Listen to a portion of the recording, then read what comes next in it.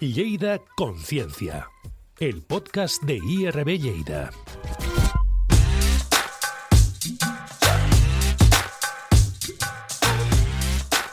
Lleida Conciencia vuelve y hoy lo hacemos con el doctor Rui Alves. Él es uno de los responsables del Departamento de Biología Sintética y de Sistemas, Métodos Estadísticos de Investigación Biomédica, y le damos las gracias porque hoy nos atiende y además nos va a hablar qué es lo que hace su grupo. Gracias y bienvenido al podcast. Gracias. Rui, primero de todo, ¿a qué os dedicáis en este grupo? Nosotros nos dedicamos a desarrollar metodología de análisis de datos, métodos matemáticos y estadísticos de análisis de datos y aplicarlos para entender qué está pasando con los sistemas biológicos. Y esto incluye, claro, sistemas biológicos que estén involucrados en pasar de salud a enfermedad y enfermedad a salud, pero no se limita a eso.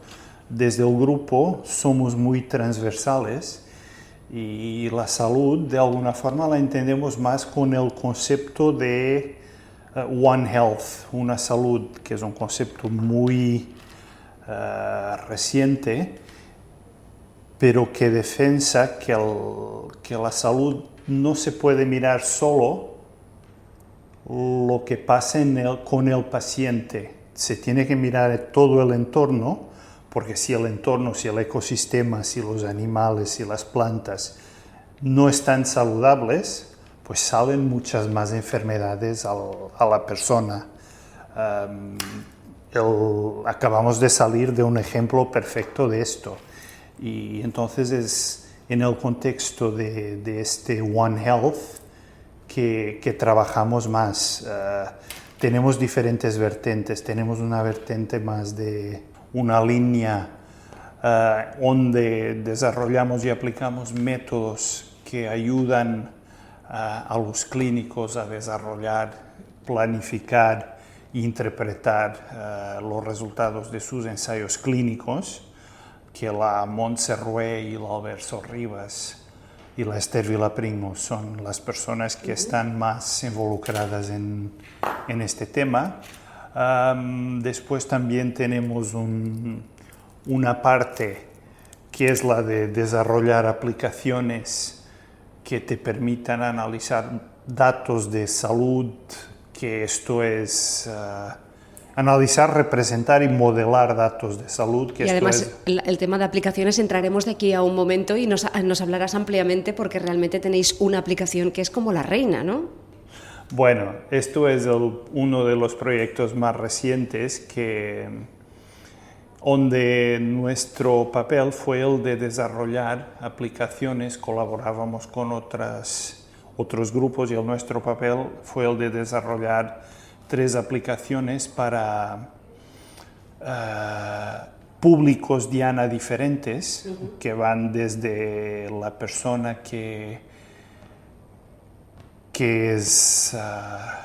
no es especialista y que quiere mirar datos o entender cómo funciona un poco la epidemiología y los modelos en epidemiología, hasta otra aplicación un poco más especializada que te permite, con los datos de una epidemia, ajustarla a modelos matemáticos para entender, para calcular los parámetros de esta epidemia, la infecciosidad, la mortalidad, todo ese rango de parámetros que son muy informativos a la hora de planificar qué intervenciones de salud tienes que hacer para contener epidemias. Aquí tenemos 3 aplicaciones, o sea, la primera fue el COVID World, que básicamente es una aplicación donde baja datos automáticamente desde la web, desde la Organización Mundial de Salud, y te representa de forma intuitiva, creo yo, el progreso de la epidemia en diferentes países, en diferentes regiones, etc. La segunda aplicación es el EpiPlay, que es un juego con diferentes niveles. Cada nivel contiene por detrás un modelo matemático más complejo y estos modelos se utilizan para generar datos para que el jugador intente, a partir de estos datos que él no sabe de dónde vienen, porque además le añadimos un poco de ruido, intentar interpretar, intentar ajustar los datos manualmente con sliders, con botones, para que él pueda calcular los parámetros de la epidemia y así entender también un poco cómo interaccionan los diferentes parámetros. El juego, o sea, el motor del juego es esto, pero la idea es que esto se haga, por ejemplo, en una clase, en un aula, y que los alumnos jueguen con ello y cuando acaben envían el resultado y pues se les da una medalla para explicar cómo de bien lo han hecho y así. Y el tercero es bastante más técnico, es una aplicación que no está acabada, que estamos en ello y que utiliza los datos de las epidemias para realmente ajustar diferentes modelos de una forma más profesional y más acurada, más precisa, para entender las epidemias. Esto es nuestro papel en este proyecto y también ayudamos a la gente de la EPS que están desarrollando métodos de estimación novedosos y que incluyen machine learning e inteligencia artificial. También los ayudamos a aplicar estos métodos, pero esto es ya un otro nivel porque son algoritmos que están o estarán disponibles en la cloud de Amazon para que la gente, los profesionales, los puedan utilizar. Era lo que te decía, lo que te quería preguntar, Rui. Tiene que haber una base para poder utilizar este tipo de tecnología, ¿no? Sí. En nuestro caso, las que hemos desarrollado aquí, necesitas una plataforma que se llama Matemática. Y si lo tienes, pues puedes bajarte gratuitamente todas las aplicaciones y utilizarlas. Pero sí que necesitas esta plataforma. Volveremos de aquí un rato a estas aplicaciones que nos hacen la vida un poco más cómoda, más sencilla. Pero desde el grupo de Biología Sintética y de Sistemas, estos métodos estadísticos de investigación biomédica, antes de que apareciera la inteligencia artificial o que se pusiera en marcha la inteligencia artificial o poder trabajar en aplicaciones, ¿cómo hacíais estas mediciones? La inteligencia artificial no es novedosa y es poco inteligente. ¿Qué hay de diferente? Hay mucho más poder de computación, lo que permite, por ejemplo, las redes neuronales que son el no va más de la inteligencia artificial, donde tú tienes modelos gigantescos con diferentes pasos desde que entra la información en el modelo hasta que sale la información interpretada y tú predices lo que quieres predecir. Esto existe hace décadas. ¿Qué pasaba? Que lo que existía antes, por la falta de poder computacional y por la falta de datos, estaba muy limitado la precisión con la que podía predecir. Ahora que tenemos ordenadores mucho más potentes, se ha podido primero expandir el número de capas entre la entrada y la salida y como resultado de la expansión se ha podido reorganizar cómo comunican entre ellas, mejorar esta comunicación y mejorar las predicciones. Pero no es nuevo, ni mucho menos. Y antes, como no había este poder computacional, Lo que se hacía era hacer las cosas de forma inteligente de verdad, no inteligente artificialmente. O sea, encontrabas métodos y desarrollabas métodos que te predicen y que te ayudan a analizar igualmente los datos de una forma mucho menos pesada a la hora de hacer computación. Y a partir de aquí hacías y predecías. Eso es como aquello que decían, ¿no? las nuevas tecnologías, que de tecnologías no tienen, de nuevas no tienen ni el nombre, ¿no? Sí, es un poco eso, pero bueno. Quizás cuando bajan el escalón y se ponen un poco a que todo el mundo tiene acceso, y a partir de ahí ya es cuando se hace más conocido. Al principio nos estabas hablando de toda la gente que estaba participando y que está colaborando dentro del grupo.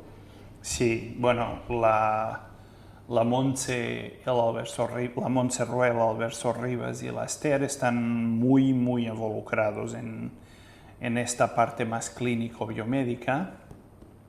Y después estamos yo y el Alberto Marín, que desarrollamos métodos y aplicamos métodos de biología computacional para entender cómo funcionan los sistemas biológicos a nivel molecular y un poco también para entender por qué llegan a funcionar así. Porque de alguna forma,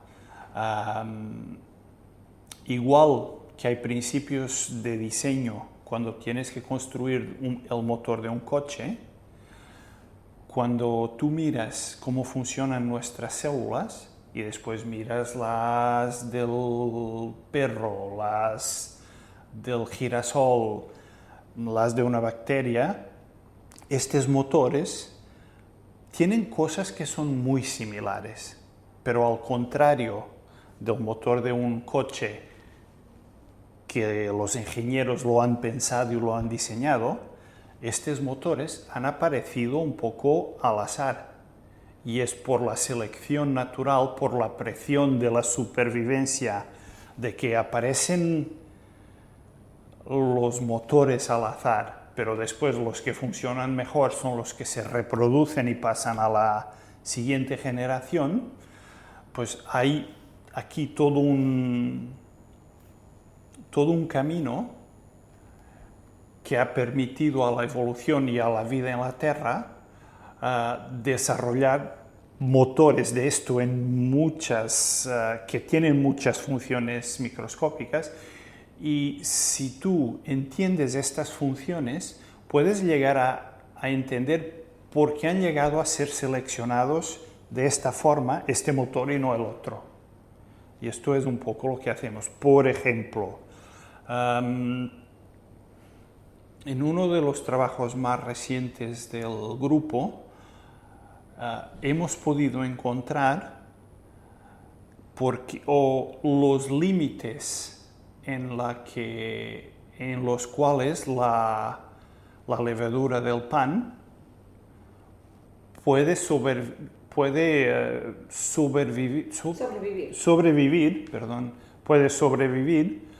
cuando les das estresos que los pueden matar. O sea, por ejemplo, hemos podido identificar que si parte de su metabolismo, de la forma como utilizan lo que ingieren y lo que respiran, sale de unas determinadas regiones, pues no pueden sobrevivir a este estrés. O sea, y esto, aunque sea muy básico, apunta, por ejemplo, a otras aplicaciones, porque si tú piensas en células de cáncer que están muy alegremente aguantando una quimio, y la quimio hiere no solo las células de cáncer, sino todo el organismo, si de alguna forma tú puedes identificar este mismo tipo de límites al metabolismo del cáncer, puedes intentar darle por otra vía, puede que no tan agresiva, para que su metabolismo se vaya fuera de lo que necesita para sobrevivir al chute de quimio que está recibiendo. Pero bueno, esto es posible aplicación, no es algo que estemos todavía haciendo. ¿Pero en un futuro se podrá llegar a hacer? Y tanto, sí. Nos faltan manos, nos falta gente. Tenemos demasiadas cosas. O sea, muchos frentes abiertos. Sí. Y por ejemplo el Alberto Marín, que es una nueva incorporación que llegó de Alemania el año pasado con una figura de incorporación en la Universidad Beatriz Galindo. Él trae desde Alemania una línea de investigación de biología sintética donde utilizan bacterias que pueden crecer en agua salada y que las han podido cambiar de tal forma que producen químicos de alto valor, en este caso la ectoína, que es un químico importante y caro para la industria farmacéutica. Y ahora mismo tenemos un proyecto donde las mismas bacterias se utilizarán para ver para estudiar si es posible hacer este mismo tipo de cosas aquí, pero a otra escala. O sea, lo que mirarán ahora tienen financiamiento del Next Generation, es si se puede adaptar para utilizando los restos de madera y utilizando agua salada, que estas bacterias se coman la madera y produzcan los componentes de bioplástico. Y a partir de aquí cuadras un poco el círculo de la economía y la ecología, porque uno de los problemas industriales importantes que tenemos en España es el agua.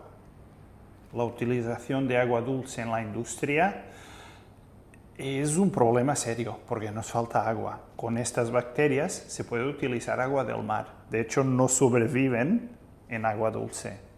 Y otra aplicación que queremos hacer con estas bacterias es también ver si se pueden utilizar las purinas, si las podemos enseñar a utilizar las purinas para producir cosas que no sean útiles. Y aquí sería rizar el rizo, o sea, agua salada, purinas y salen cosas... ¿Cómo qué? Como por ejemplo la ectoína, como por ejemplo el escualeno, que es otra molécula química de alto valor y que se utilizan todas las cremas, por ejemplo, todas las cremas cosméticas tienen escualeno. Y la mayoría del escualeno que se utiliza viene del hígado del tiburón. Se matan millones de tiburones al año en todo el mundo para mantener la industria cosmética. Si se puede hacer que esta molécula se pueda producir de una forma no agresiva para el ambiente y para los ecosistemas, sería muy bueno, ¿sabes? ¿Y todo esto está aquí en el IRB, en vuestro grupo? No, estos son ejemplos de lo que se quiere hacer, ¿vale? Lo que ya está hecho es la bacteria esta que produce ectoína, el proyecto que quiere utilizar la madera para producir bioplásticos, madera y agua salada para producir bioplásticos. Hay el financiamiento para mirar si es posible, hará falta más para saber si es posible escalarlo a una dimensión que sea realmente útil. Y este otro del escualeno es otro proyecto que está en proceso de desarrollo. Aún no se está haciendo nada, pero está en proceso de desarrollo. Eso quiere decir, doctor, que aquí dentro de su grupo de IRB hay cosas que están muy consolidadas y otras que lo único que necesitan es el empuje económico para tirar adelante. Bueno, y las manos para hacerlas, sí. La inteligencia. Real y humana. Real y artificial, las dos, porque, o sea, no me interpretes mal. Yo Estoy absolutamente fascinado por lo que se puede hacer hoy en día con la inteligencia artificial. O sea, la inteligencia artificial esencialmente ha solucionado uno de los problemas más difíciles de la biología molecular, que es predecir la estructura de proteínas. Le han dado un premio de 3 millones al AlphaFold por poder hacer eso. O sea, es fantástico lo que puede hacer, pero no es lo único. Y hay cosas que se pueden incluso hacer mejor y de forma más eficiente sin inteligencia artificial. Es lo único que quiero decir. Todo es necesario, Sí, todo es necesario. Volvemos otra vez a las aplicaciones que están funcionando, porque la de COVID World, ha sido desarrollada en el IRB Lleida y es una herramienta que se utiliza en todo el mundo. Es una herramienta, yo tengo que confesar que no tengo el control de saber quién la utiliza, porque la hemos colgado tanto esto como el EpiPlay y el EpiFit cuando esté hecho, están colgados en la página web de la plataforma que necesitan para funcionar, y la gente los puede bajar y utilizar desde donde y cuando quiera. Y yo no tengo control de saber quién, cuándo y dónde la utiliza, pero potencialmente se puede estar utilizando desde donde sea.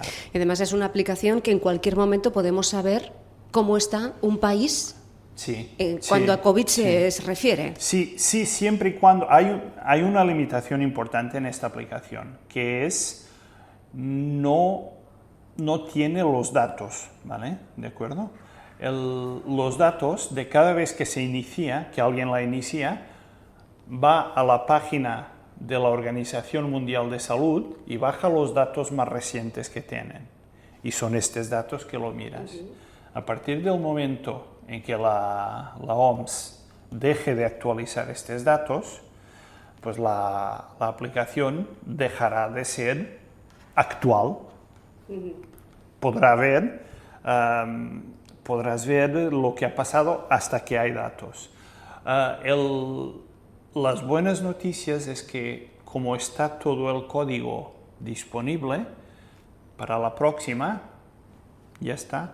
Es cambiar la fuente de datos y ya está hecha. Aquí también podríamos aplicarlo en las otras dos aplicaciones que ya tenéis también trabajando en ella, el poder adaptarla a otro tipo de... Bueno, la segunda aplicación, que es el EpiPlay, la única que es específica de COVID es la primera. El EpiPlay es aplicable a cualquier epidemia. Es un juego que te explica una epidemia cualquiera. No está limitado ni por el COVID, ni por la gripe, ni por el ébola, cualquiera. Y el otro también, el EpiFit, también cuando esté funcional, es agnóstico respecto al virus. Coge datos, los trata, los ajusta y te da un resultado, independientemente de qué genera estos datos. Aparte de todo lo que están trabajando, ¿hay algo que esté más avanzado ahora durante estos días que puede dar ya también rápidamente a poder hacer un artículo, publicarlo en una de las revistas? Bueno, esto es... Sí, hay una parte de la cual no he hablado todavía, que es nosotros colaboramos con bastante gente, y una de las personas o uno de los grupos con los cuales colaboramos es con el grupo de Paul Cristo y Teresa Capell, que es un grupo de biología sintética de plantas que están en ETSEA, y es un grupo de los mejores a nivel mundial. Y tenemos un proyecto con ellos. De hecho, el ILER COVID también es con ellos, pero tenemos un proyecto europeo con ellos en que la idea del proyecto es mejorar el maíz para hacerlo más resistente a secas, a sequías y a parásitos del suelo, ¿vale? Y entonces lo que tenemos acabado de publicar es un modelo de sobre la biosíntesis de unas hormonas que influencian el desarrollo de las raíces del maíz, y es algo que nadie todavía había integrado, y la información sobre esta vía de biosíntesis es muy escueta. Entonces lo que hacemos allí es, con la información que tenemos, hay estas posibles alternativas de lo que puede estar pasando. Entonces analizamos las alternativas y hay una que cuadra mucho mejor con todo lo que conocemos que todas las otras, y entonces es este el modelo que funciona y que está funcional, y esto se acaba de publicar. Y ahora esto se ligará con otro modelo, que este sí es del crecimiento de la raíz, que lo está haciendo el Abel Lucido, y la idea es utilizar uno de los modelos para modular el crecimiento de la raíz, para predecir cuando tú cambias estos niveles de hormonas, puedes hacer que la raíz del maíz se ramifique más y llegue más profunda, para así resistir mejor a la falta de agua, y al mismo tiempo, y esto es una de las casualidades de la biología, si la cosa va como creemos que va, si tú modificas esta síntesis de hormonas para que la raíz mejore, la planta también se hará más resistente a algunos parásitos endémicos del suelo, porque son estas hormonas mismas que hacen germinar las plantas, que después hacen pudrir la raíz. Y entonces esto es una cosa que acaba de publicarse ahora. Hay la parte del modelo de la raíz, yo creo que tardará un par de meses. Y otra cosa que también tenemos en plantas es otra colaboración con Paul Christo y con Teresa, es el tema principal es la utilización del arroz como una plataforma vegetal de producir químicos, igual que lo de las bacterias, pero ahora con el arroz. Y lo que han podido hacer en su grupo es, un poco detrás, volviendo al escualeno. El escualeno es una molécula grande, ¿vale? Pero es una molécula, es como un Lego, es como una construcción de Lego a partir de piezas pequeñas. Y las vías que producen estas piezas son las vías que producen también después las hormonas, ¿vale? Y entonces, utilizar plantas para desviar estas piezas para producir el escualeno hace que la planta no se quede muy saludable, porque no tiene suficientes piezas después para lo otro. Entonces lo que han hecho ellos es añadir más vías de biosíntesis de estas pequeñas piezas a la planta, diferentes vías, y a partir de aquí medir el comportamiento molecular de la planta con estas diferentes vías y medir el fenotipo macroscópico de la planta, o sea, cuántas hojas tiene, qué tamaño tiene, cuánto arroz produce, clorofila, todo esto. Entonces, lo que nosotros estamos haciendo es, y esto está a punto, esto yo creo que un mes más y saldrá. Lo que hacemos nosotros es, hemos cogido todos estos datos y hemos creado modelos matemáticos que van desde el nivel molecular al nivel del fenotipo de estas características que se pueden ver del arroz, y a partir de estos modelos hemos podido integrar las diferentes escalas y predecir, al menos de forma parcial, cuál es el resultado a nivel macroscópico de las modificaciones que se hacen a nivel microscópico. Y a partir de aquí, pues ya veremos si el arroz puede o no ser una buena plataforma para esto. La verdad es que no deja de sorprenderme la biología y como lo explica el doctor Ruy Alves, porque hoy hemos entrado dentro del grupo de biología sintética y también de sistemas, métodos estadísticos en la investigación biomédica, y teníamos ganas de poder hablar y que nos explicara un poco en qué consiste su trabajo y sobre todo traducirlo para que podamos también conocer un poco mejor. Doctor, muchísimas gracias. A ti. Lleida Conciencia, el podcast de IRB Lleida.